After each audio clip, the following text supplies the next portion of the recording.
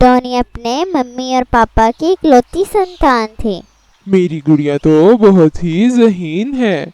इतनी सी उम्र में शिक्षा के साथ घर गृहस्थी का भी काम सीख लिया है। रानो चिड़िया, मुझे आप पर गर्व है। आपने हमारी गुड़िया को इतनी सी उम्र में इतना गुणी बना दिया है। टोनी के पापा, मैं आपके बगैर ये सब नहीं कर सकती थी। आपने भी तो इतनी सी उम्र में टोनी को गाने की खोज सिखा दी है। मेरी गुड़िया तो जिस घर भी जाएगी उस घर के तो भाग ही खुल जाएंगे। अभी तो मेरी टोनी ने पढ़ लिख कर डॉक्टर बनना है, फिर जंगल के सारे गरीब पक्षियों का इलाज किया करेगी। मैं अपने मम्मा और पापा की हर इच्छा पूरी करूंगी। फिर मम्मा चिड़िया और पापा चिड़िया नदी पर पानी पीने जा रहे थे कि रास्ते में उन्हें गोरे कव्वी और उसका बेटा जग्गू मिलते हैं। जग्गू बेटा, आज आप स्कूल नहीं गए? मेरे जग्गू को शिक्षा की भला क्या जरूरत, ये तो वैसे ही बहुत ज़हीन है। पढ़ लिख कर करना ही क्या है, हम पंछियों ने भोजन ही तो ढूंढना है, वो मैं सिखा दूंगी। तुम्हारी मर्जी, मैं तो अपनी टोनी को पढ़ा लिखा कर पक्षियों की डॉक्टर बनाऊंगी। गरी कवि, आज के दौर में शिक्षा के बगैर जीवन गुजारना बहुत ही कठिन हो गया है। जाओ जाओ अपना काम करो, बड़े आए मुझे समझाने। चलो रानो, हम चले, भलाई का तो अब जमाना ही नहीं रहा। फिर मम्मा चिड़िया और पापा चिड़िया नदी पर पानी पी रहे होते हैं। इतने में एक शिकारी तीर से मम्मा चिड़िया पापा चिड़िया का शिकार कर लेता है।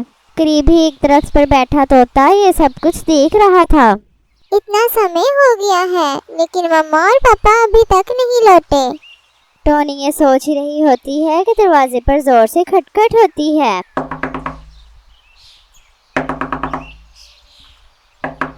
और देखती है कि तोता अंकल आए हैं। तोता अंकल, आप इतने घबराए हुए क्यों हैं? तुम्हारे मम्मी और पापा अब इस दुनिया में नहीं रहे। एक शिकारी ने तीर से उनका शिकार कर लिया है। ये सुनकर टोनी चिड़िया रोने लगती है। मम्मा पापा, मैं आपके बगैर कैसे रहूंगी? कुछ ही दिनों के बाद घर में मौजूद सारा भोजन खत्म हो जाता है। मैं शिक्षा के साथ साथ भोजन की खोज कैसे करूंगी? इतने में तोता अंकल आते हैं और कहते हैं, मैं यहाँ पास ही समोसे की दुकान पर गया था तो सोचा टोनी बेटी के लिए भी समोसे लेता आऊं। समोसा खाते हुए टोनी को विचार आता है, तोता अंकल, क्यों ना मैं भी समोसे की दुकान खोल लूं? इस तरह स्कूल की फीस के साथ भोजन की भी समस्या हल हो जाएगी। क्या आप मेरी मदद करेंगे इसमें?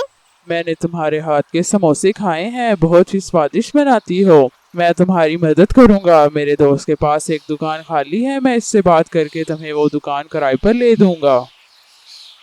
चंद दिनों के बाद टोनी चिड़िया समोसे की दुकान खोल लेती है। टोनी सुबह सवेरे स्कूल जाती, फिर स्कूल से लौटकर दुकान पर बैठती। इस तरह वो अपनी शिक्षा के साथ साथ दुकान भी चलाती ताकि वो अपने माता पिता का सपना पूरा कर सके। रानो चिड़िया का पति आकाश रानो चिड़िया से बहुत ही मोहब्बत करता और हर रोज रानो के लिए उसका मनपसंद भोजन ढूंढ के लाता। आप मेरा कितना ख्याल रखते हैं। जब से मेरा आपसे ब्याह हुआ है आपने मेरी हर इच्छा को पूरा किया है। तुम्हें भोजन लाकर देना और तुम्हारी इच्छा का ख्याल रखना ये मेरी जिम्मेदारी है।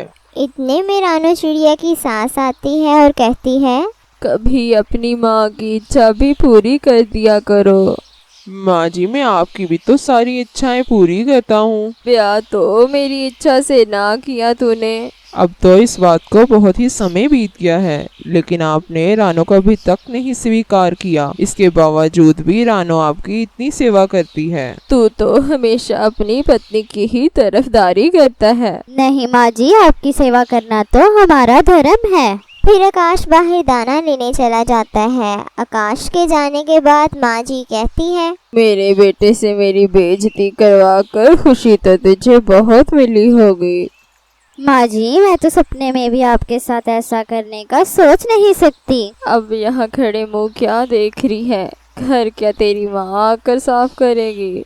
रानो चिड़िया खामोश रहती है। दूसरी तरफ आकाश को रास्ते में चील मिल जाती है जो कहती है, आकाश, पिछले माह तूने मुझसे 50 मक्के के दाने उधार लिए थे। तूने कहा था मेरा उधार अगले 2 माह में लौटा दोगे, लेकिन अब 3 माह होने को आए हैं, मेरा उधार नहीं चुकाया तूने। चील भैया, मैं आपका उधार जल्द ही चुका दूंगा, लेकिन मक्के के दाने तो मुझे आज ही चाहिए। चील भैया, आज तो मैं आपका उधार नहीं चुका पाऊंगा। आप मुझे थोड़ी मोहलत दे दें, मैं आपका उधार जल्द ही लौटा दूंगा। मेरे जहन में एक विचार आया है, क्यों ना मैं तुझे खाकर अपना हिसाब बराबर कर लूं। इस तरह मेरी भूख भी मिट जाएगी और तेरा हिसाब भी चुकता हो जाएगा। ये कहकर चील आकाश पर वार कर देती है।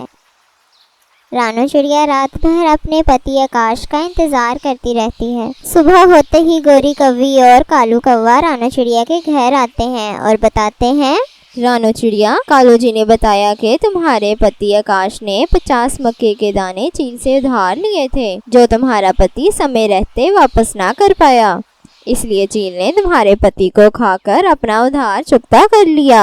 ये सुनकर रानू चिड़िया और उसकी सास रोने लगती है। रानू चिड़िया की सास कहती है, ये सब तेरे ही कारण हुआ है। तेरे मनहूस साये ने मेरे बेटे की जान ले ली है। माँ जी, ये आप क्या कह रही हैं? मैंने तो अपनी प्रार्थनाओं में हमेशा उनकी लंबी जिंदगी मांगी थी। मैं तेरा मनहूस साया अब इस घर में और बर्दाश्त नहीं करूंगी। माँ जी, मुझे घर से मत निकालें, मैं थोड़े ही दिनों में अंडा भी देने वाली हूँ। तेरी मनहूस संतान भी मुझे नहीं चाहिए, जिसके आने से पहले ही मेरा बेटा गुजर गया। फिर रानू चिड़िया की सास उसे घर से निकाल देती है। ये देखकर गोरी कौवी कहती है, रानू चिड़िया, जब तक तुम अंडा नहीं दे देती तुम हमारे घर आकर रह लो। मैं तुम्हारा ये एहसान जिंदगी भर ना भूलूंगी। फिर रानू चिड़िया गोरी कौवी और कालू कौवे के साथ रहने लगती है। कुछ ही दिनों में अंडा दे देती है। थोड़े ही समय के बाद अंडे से खूबसूरत बच्चा निकलता है, जिसे देखकर रानू चिड़िया बहुत खुश हो जाती है। इतने में गोरी कौवी आती है और बताती है, रानू चिड़िया, मैं अभी तुम्हारी सास के पास से आ रही हूँ, वो बहुत ही बीमार पड़ी है। रानू चिड़िया ये सुनकर अपने बच्चे को लेकर अपनी सास के पास चली जाती है। तुम यहाँ क्या करने आई हो? माँ जी, मैं आपको इस हालत में छोड़कर कहीं नहीं जाऊंगी। रानू की सेवा से उसकी सास चंद ही दिनों में स्वस्थ हो जाती है। ये सब देखकर माँ जी अपने बुरे व्यवहार के लिए रानू से माफी मांगती है और कहती है, मेरा पोता तो बिल्कुल अपने पापा जैसा है। इधर आओ, मैं अपने पोते को प्यार करूं।